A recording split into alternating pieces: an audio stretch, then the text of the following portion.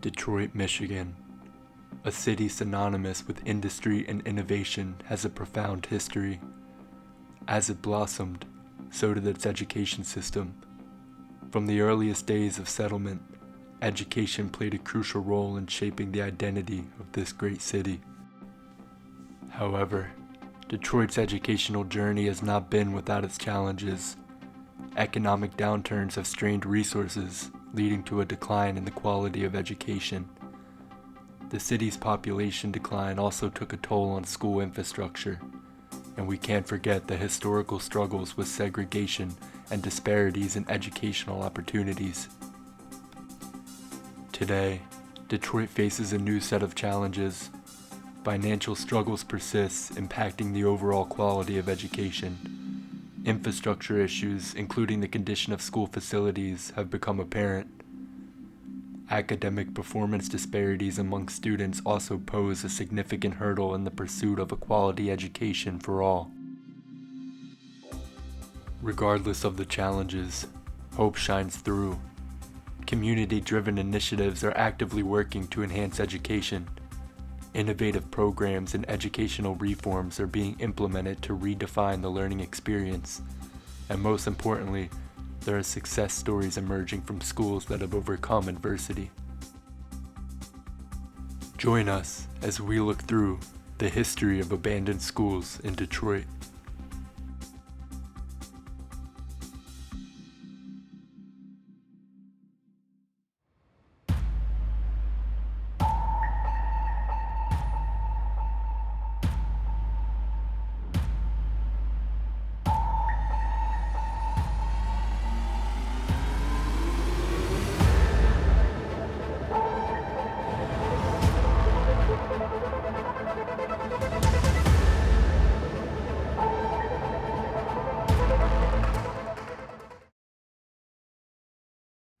Detroit went through a major transitional period in the 19th century with the invention of the car.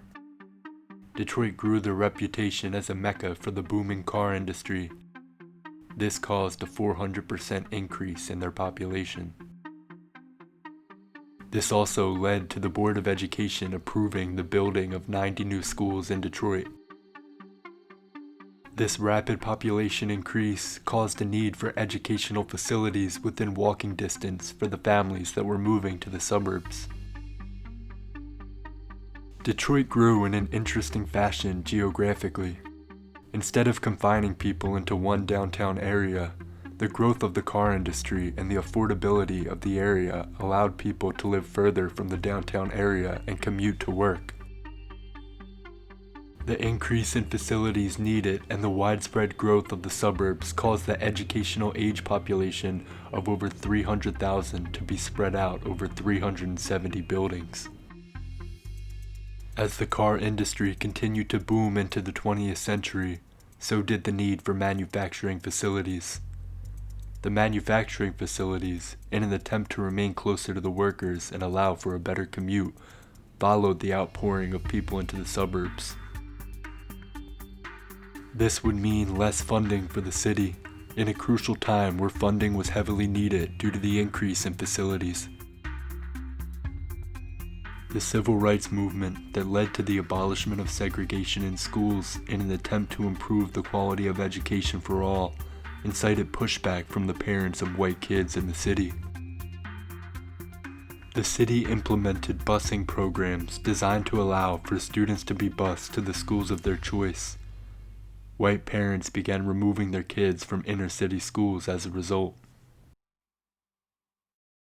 The vast exodus of white students to the suburbs created a logistical issue for the city. They now had so many buildings that were built during the population boom, and not enough students to fill them. In the 1970s, the city had no choice but to start shutting down schools. The city shut down 38 schools from the 70s through the 80s. Up until this point, kids had to attend schools in the district that they were located in. This was until Michigan state legislators passed laws allowing students to either be bused to suburban schools or the newly created charter schools that were being developed. This created many issues for the city's educational system. most of which were economical. Money that was being used to try and upgrade the inner school facilities would go unproductive, as many of those facilities would end up closed or demolished. This led to the city appointing an emergency district manager in the late 90s. Over the next 10 years, power would fall back and forth between the state and elected school boards. Over those years, the city continued to close down schools. Since 2000, 195 schools have closed down. Schools being shut down so rapidly didn't fare well for the educational reputation for schools in the city, causing even more exodus into the suburban educational system. Today, a major issue being battled in the Detroit school system is the safety and quality of their facilities. The schools are struggling greatly to get the funding necessary to make the repairs to the school to make them conducive for a safe learning environment. The problems faced by the schools are not small issues, rather essential to the basic needs of the schools. These problems today include inoperable boilers, corroded plumbing, rooms with unfinished ceilings, leaky roofs, unfunctional fire alarm systems, and fire and shock hazards in some of the rooms. When problems go longer and longer without being addressed, they become even more expensive.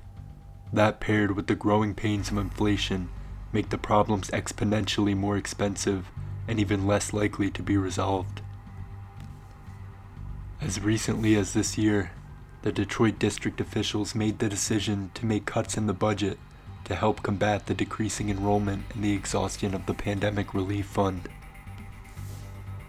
This caused the schools to make hard cuts of their own to some of the faculty. Some of the faculty included some transitionary advisors in the schools, whose jobs it was to help students transition to college or the career of their choice. During the pandemic, the district lost another 2,000 students. Looking at some specific schools, Cooley High School was the largest school in Detroit. It was built in the 1920s and closed in 2010. By 1983, the population had arose to 2,400, but by 1997, it had dropped to just 1,400. Outlook showed a decrease below 1,000 by 2010. Although $12.8 million was spent in renovations, the school closed in June of 2010, along with a total of 42 other schools.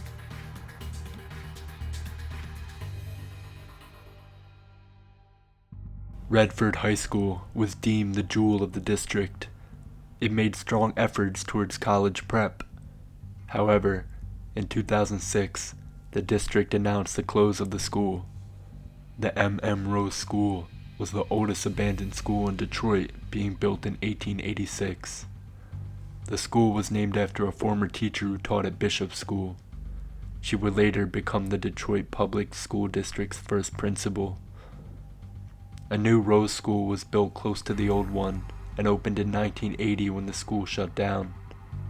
However, the condition would begin to deteriorate and the school would be shut down in 2007. However, in 2022, the Detroit School Board approved a $700 million facility plan. These funds will be put towards renovations to the schools and reopen new ones that were previously closed. There has also been effort put into improving mental health support and an increased hiring of school nurses and hazard pay for employees. If you like this content, make sure to check out my other social media pages where I post daily shorts content about abandoned buildings. As always, thank you for watching.